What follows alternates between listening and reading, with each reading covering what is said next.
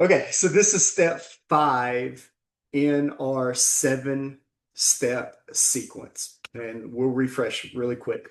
Step 1 was free organic leads, how to use our social media templates and our automations and our AI workflows to get guaranteed recurring clients coming in nonstop. Step 2 is when those clients come in the door, you've got to have a sales script, a sales pitch, and overcoming objections, how to get at least a bare minimum, a 25% closing rate. But we're looking for you to get better than that, up to about 33, 35, 40% closing rate, meaning 1 out of 3 people that need what you're offering, need the insurance that you're providing, that you're able to take that need and fulfill it. All right. So if they need final expense, you write them a policy, an IUL, a whole life, a term, annuity, whatever the policy is, you've got to be able to know the right person showed up, they had a real need for it, and you had to do what it takes to persuade them, to sell them, to get there and do it. Right. So that was step 2, working on your sales. Step 3 is now that you know that every 3 to 4 people that you talk to are going to purchase a product, we're going to work on paid ads and get you out there and triple your money using paid ads. Once we get you tripling your money, you're going to be making about 500,000, 600,000 a year selling, even at the basic level, final expenses, $1,000 premiums, you're still going to be making about 500,000 a year your first year, provided again, everything hinges around your overcoming objections, your sales pitch, right? Let's assume that that's out of the way. That's not the issue. Then our step 4 was we created a business entity and worked through that business entity creation, right? How to set up the trust that has a holding company that you manage. The holding company has an S corp for profit in your local state and is buying real estate. All of this is happening. You're maximizing your deductions, you're maximizing your depreciation, you're writing off business expenses, and you're paying virtually zero in taxes, and you're protecting against lawsuit, and you're protecting against chargebacks if the whole thing goes south, right? So that was step 4. Step 5 is the key member insurance policy. And while you're building a key member insurance policy, you're also beginning to build your business line of credit inside of your 2 or 3 EIN numbers that we helped you build, or you built them yourself, whatever, right? I want to give you away free value. Go do this on your own. You don't need me. I just want to make sure that you're successful. If you need us, fine. You can reach out and talk to us. But I'm really focused on you doing it all by yourself. Okay, so I'm going to share my screen now and focus on this policy. Let's pull the report and look at what it looks like to go and build a key member policy for your business. Okay, so let's go through what a key member policy is. This is using the Rockefeller infinite banking strategy. Okay, so the whole principle here is using an infinite banking strategy.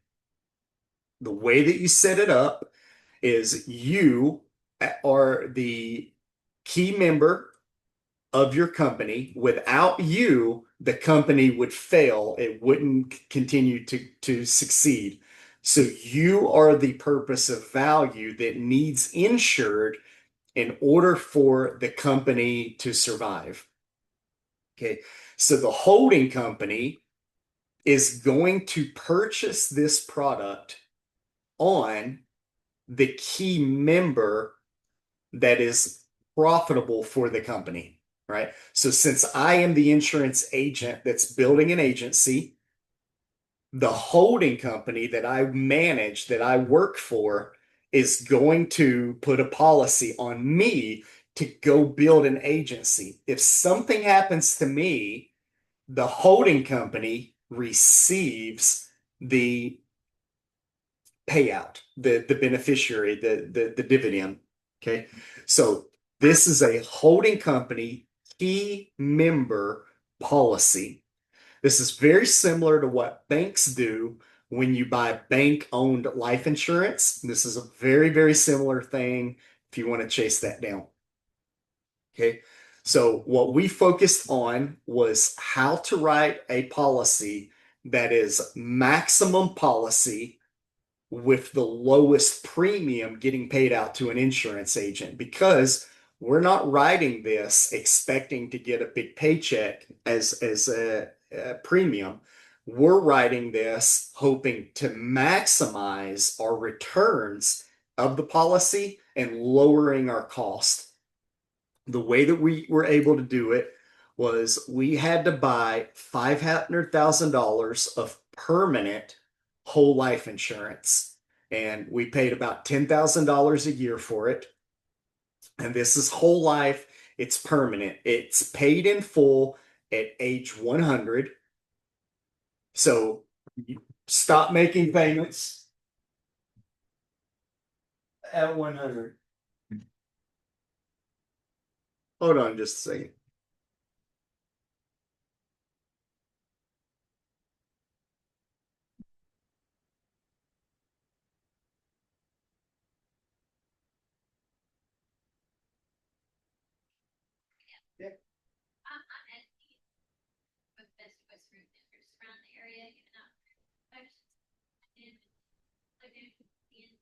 We say we've already got a roofer. We're in a lawsuit with them right now. We can't touch anything until that lawsuit's over. Thanks for you want my car just in case whenever you get done and sure. Yeah, fine.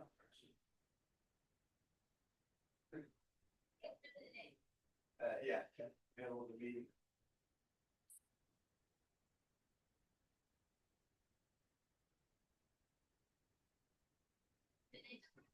Yeah, good day. You? Great, great.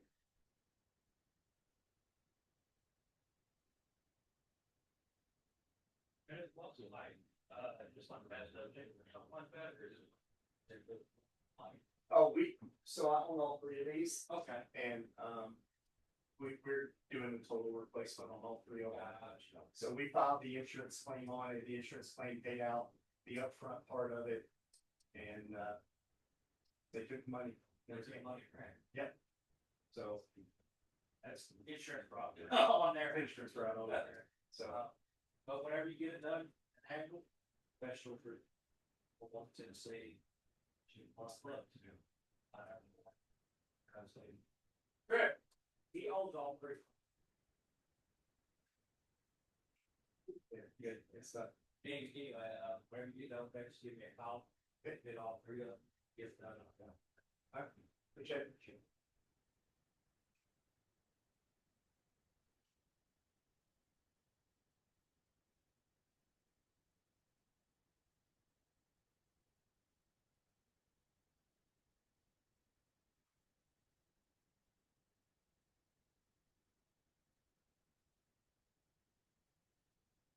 So we're focused on the $500,000 of whole life permanent insurance that we pay about $10,000 a year for. It includes this accidental rider. You don't have to buy it, but it's actually free. You'll notice there's no additional cost for it, so it's just included. The next thing that we focus on, so that we don't break our MEC limits and turn this into an investment and we keep it as an insurance policy, we have to go buy enough temporary insurance that justifies the amount of money that we're going to be investing in there. So we had to buy about 3,600,000 in temporary 20-year insurance. And again, payments were right at about $10,000 a year.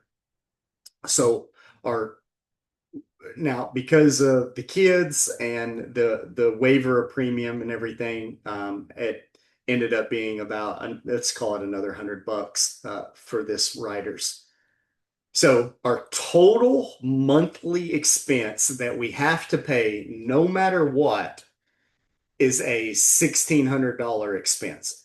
The reason this matters because as a key member policy, this is actually now becoming a business expense, and the business itself has to pay the policy, and the policy has to get paid out to the business as the beneficiary.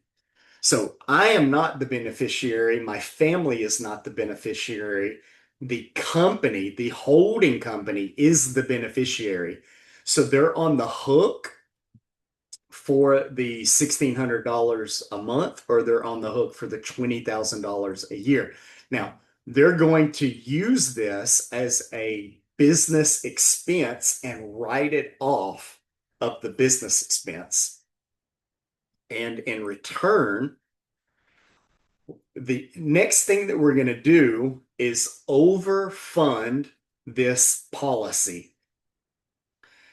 And we're going to make a single payment for $200,000. We figured in that we're going to be profitable about $200,000 a year at minimum. So we're going to use this as an investment vehicle to earn guaranteed dividends on that money. But this payment, this $200,000, will actually start buying more permanent whole life insurance. So you'll see how that works in just a second. And we'll go through the plan. There's nothing tricky about it. We're going to have a starting point of the temporary 20-year term life insurance plus the 500,000, the whole life. And you'll notice that it's going to continue to grow until it maxes out at 20 years, right? So it peaks in 10 years and it stays there and it drops off the temporary at 20 years. And then what's left over is the permanent whole life insurance that we've been buying for the last 20 years. So the lowest payout that will ever get paid out to the holding company is this $5 million. After the 20 years, it'll be a little over $6 million that gets paid out to the holding company. And the cash value will continue to grow all the way till they're 120 years old. So the cash value never stops growing. And we're going to use this cash value to run the businesses out of this cash value. It's become your own bank. Here's another way of looking at it, that with this is guaranteed, and this is growth, right? So we're going to assume that the insurance company is going to remain profitable and pay a little bit extra in dividends. And what you'll notice is instead of it being flatlined, it's actually going to keep growing as the insurance company keeps growing. Now, it's not a guaranteed, so I focus on what is absolutely guaranteed, and there's no chance that it's not going to be that way. When a person hits about 67 years old or 72 years old, this is your beginning stages of retirement. And what we're focused on is at 72 years old, this $4 million in the account is able to pay out a dividend known as a retirement paycheck, right? So this is how you build a pension and pay yourself dividends in the form of a pension. How Social Security takes all of your money up front, it builds and builds and builds the wealth, and then it pays you a Social Security dividend, a payment out at every year. So our assumed growth is 4% that we can touch without it affecting the account. And what that means is at retirement age, you're able to start getting $160,000 worth of pension, retirement pension, and you're able to do it for the rest of your life. So your life insurance career built you a pension plan, a retirement plan inside of the policy. And again, the policy is going to pay the holding company. And so all that cash value, that $4 million, is still going to go to the holding company. Now, with the expected growth, and this is a Forster's policy, and they've been in the top 10 of dividend growth for the last 150 years in a row. They have a very strong track record, A plus rated, and one of my favorites to use. Mass Mutual has some good ones. New York Life has some good ones. Lafayette has some good ones. National Life Group, NLG has some good ones. But I love Foresters. I'm happy. So this dividend will continue to grow every year, which means that if you are used to the $160,000, the dividend will grow at $6 million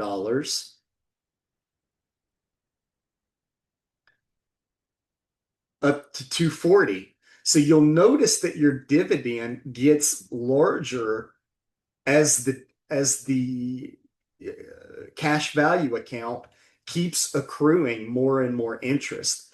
And you'll notice that the policy is going to pay out more than $6 million, more than $8 million.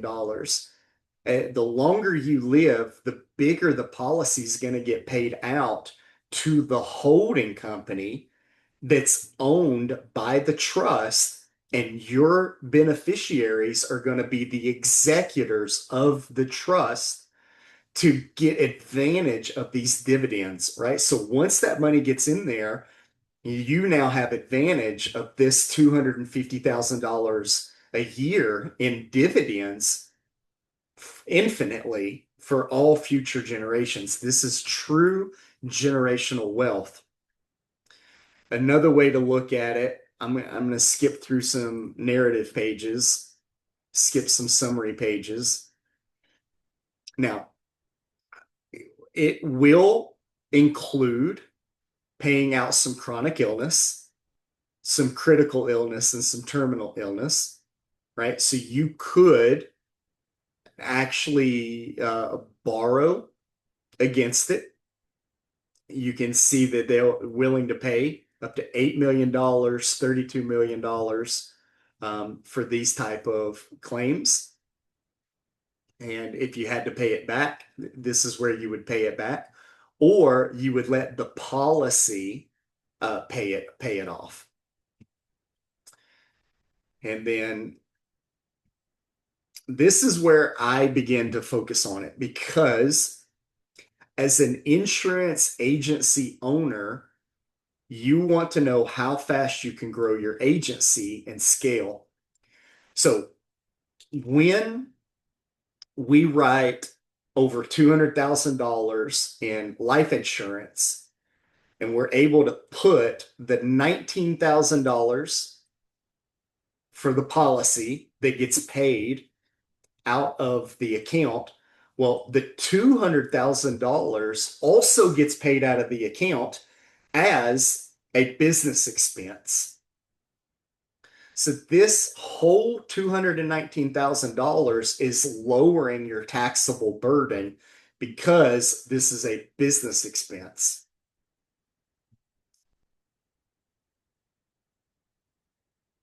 Now, the business pays taxes on it, but you don't pay personal taxes on it. Then you have $193,000 of guaranteed cash value that you can borrow and use to run your life insurance agency. So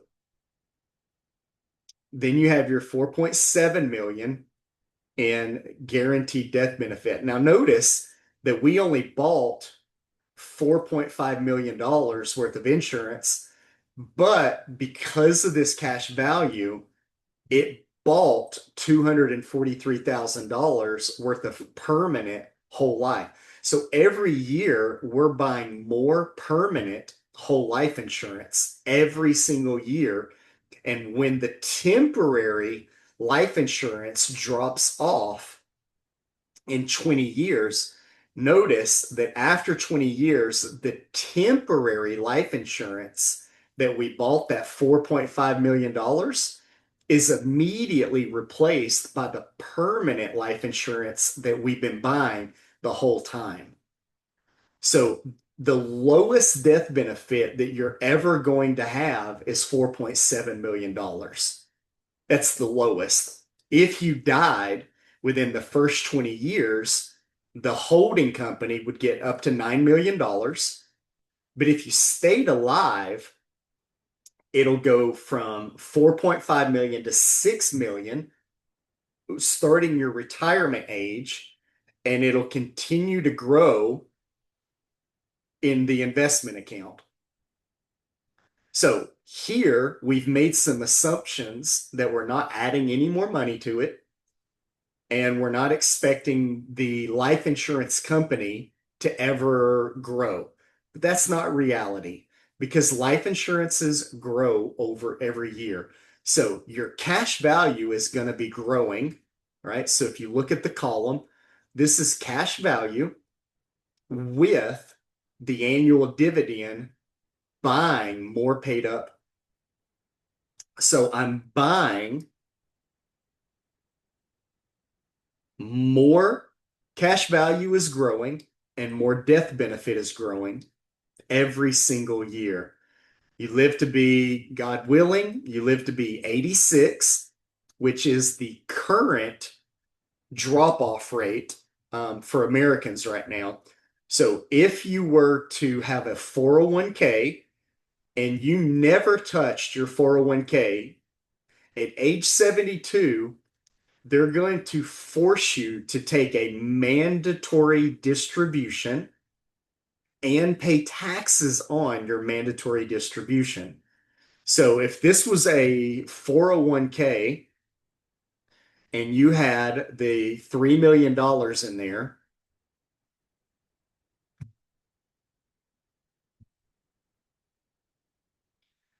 $3,673 and 886. What they're going to do is from age 72 to age 86, they're going to force you to take required mandatory distributions. So on a schedule over 15 years, they're going to force you to take out $244,925. Now, if it's a Roth, you've already paid taxes and you don't have to pay taxes on the growth. But if it's a traditional 401k or a self-funded IRA, you're going to pay taxes on that $244,000 every year. And taxes on that is right at about, let's say that it's reasonable, 28%. And you're going to lose $70,000 worth of taxes every single year until you die, right? Or run out of money, right? So they're forcing you to lose that $70,000. But with our strategy, it's all tax-free growth and you don't have to pay on it. And you don't have to do the required distributions. So what that looks like is after you're not forced to start taking these required distributions, that $4 million can become 5 million. That $5 million starts becoming 6 million. That $6 million starts becoming 7 million, right? So the older you get, the bigger your cash value gets and the bigger your life insurance policy gets. Now, your holding company can use this, but what we think about is leveraging this interest-free loan in your cash value, and you're purchasing real estate with it, right? So every year that this cash value is growing, you're going and you're collecting more commercial offices. Every couple of years, you have enough money to go buy another commercial office and get rental income coming in from it. If you die, the death benefit pays it all in full. If you live, you've got this dividend growing, you've got your cash value growing, and you got your rental properties growing. And don't forget, you're still running an agency that's making that money. So this is four income streams coming in, and you haven't even touched the stock market. You haven't touched cryptocurrency. You haven't bought a laundromat or done anything else. You're just doing that. So this is part of it, but the other part is building your business line of credit as well. And what we take you through is how to set up, become fundable, right? And we've got a very automated system in place to make sure you've got matching business names, matching business address, matching business entities, the right EIN number, business phone number, business website email, get your business licensing, your business bank accounts, and then start setting up your business merchant accounts. Merchant accounts are basically like a 30-day pay it in full every 30-day account. Then it's pay it in full every 60 days, pay it in full every 90 days. And we're going to make sure that you get your first three merchant accounts off the ground so that we can start getting you different credit cards and reported on your business credit reports. We get you registered at Dun& Bradstreet, Experian, Equifax, and make sure that you've got business credit. Okay. Then we're going to focus on getting you your trade accounts, like getting KeyBank, line of credit, Uline, Phillips, Murphy, Come and Go, Gulf. Every single one of these accounts would be used as a merchant account to start growing your business line of credit. And if you follow these steps, it will green flag and tell you have a good probability of getting approved. Right? So what we want to focus on is getting you approved along the way and then go through these steps. After we get you those accounts, we start monitoring it. Well, then we'll take you down all the way to true business crediting, right? More trade accounts to get you in the door, get you in with multiple sets of banks so that you can find out what the terms are going to be to borrow money from all of these lenders. Now we've taken the pain out of it by processing who you should get a line of credit with and who you should avoid so that you don't accidentally get disapproved or not approved to begin with. And the final stages of this is getting revolving lines of credit that you can always borrow from nonstop and have at least $250,000 line of credit on every EIN that you have. So when we focus on those EINs, we're focusing on the holding company, we're focusing on your LLC or your S Corp, and then we're also focusing on your series real estate LLCs. And every single one of these will have their own EIN They will have the exact same business lines of credit started, and you can get up to 250,000, 500,000, 750, or even $1 million line of credit. And while that's happening, you still have your business dividends growing as well. And this will really structure you for dealing with chargebacks. This will structure you for business offices. This will structure you for paid ads, not only for yourself, but for your team, right? So then you've got all the infrastructure in place and you can begin focusing on scaling your agency, right? All of that is the prep work just to begin scaling your agency.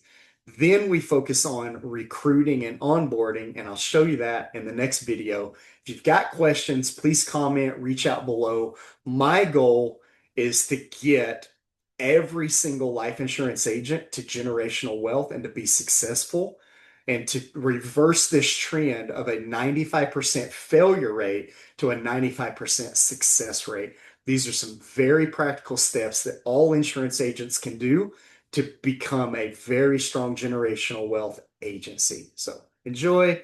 Hope you got something out of it.